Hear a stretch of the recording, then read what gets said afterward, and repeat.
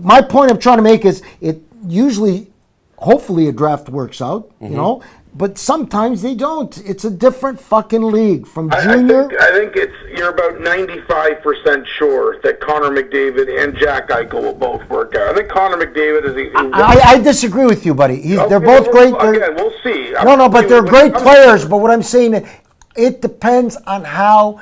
You could take the best cut of meat, the best steak in the world. If you don't cook it properly and put the right thing, you're going to fuck up the steak. I'm just telling you right now, these kids, if they're not brought up properly, if they don't have the right coaching and the right thing, you can burn these guys out. And one of your best examples is in Los Angeles right now. He's playing in the fucking minors. Who?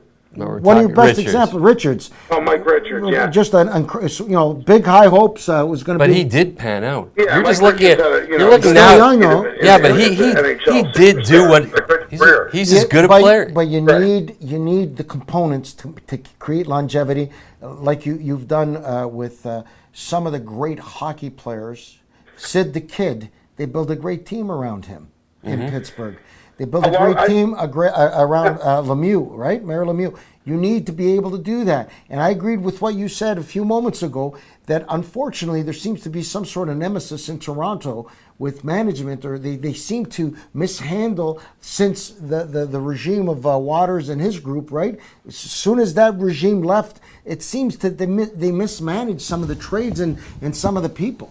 Yeah, and again, I said that more towards Edmonton, because Edmonton's had like the top pick overall. Like they've had the number one or two guys for how many years in a row? They had it for 3 years in a row. They've completely Nugent Hopkins, Taylor Hall, and Nail Yakupov. That's inexcusable. That you cannot get. That makes my point. That I'm just trying to tell you fucking right now. They got all high draft picks. They've been at the bottom of the barrel as far as which is sacrilegious for a team that was a dynasty that's got a lot of Stanley Cups.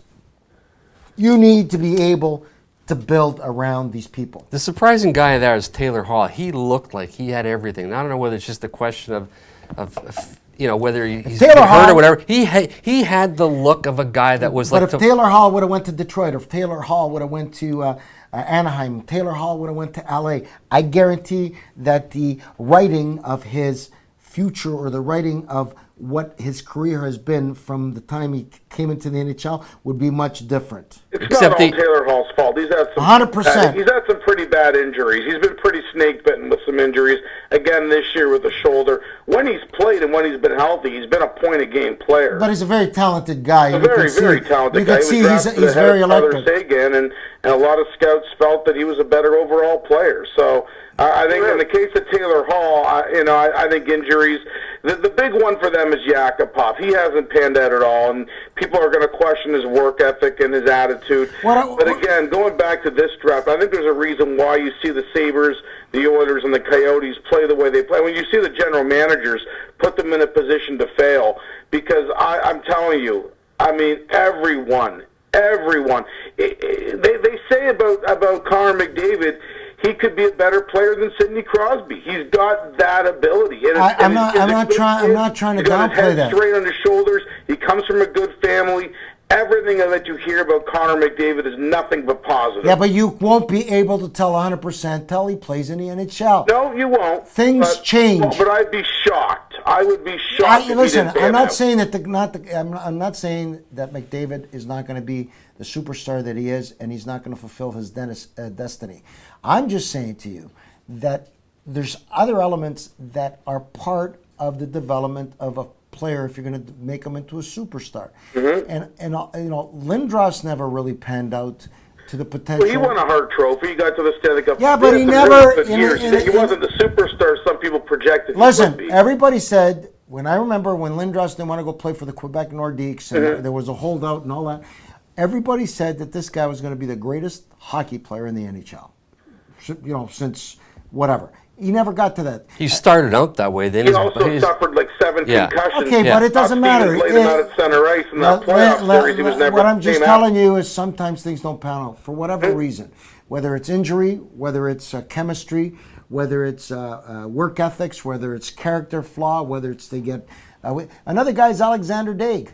I remember when Dave went to the Ottawa Senators, everybody said, wow, this guy's going to be a superstar. They sold a ton of jerseys. He was a bust. He was what you just said before. All the toolbox, no toolbox. Yeah. They're all the tools, but no toolbox, or whatever the expression is. He was the classic example of a guy who had it and just How didn't much have hype it. was there around Alexander? I said there Dave? was a lot of hype. A lot of hype. Okay, so what I'm trying to say is, But you could, how would you compare Eric Lindros today? Who would you say? I'm just telling you that Lindros did not fulfill the prodigy that the I think he expectation of the did. prodigy. I don't think he so. did. I think Mary Lemieux did that. I think that Gretzky did that. I think that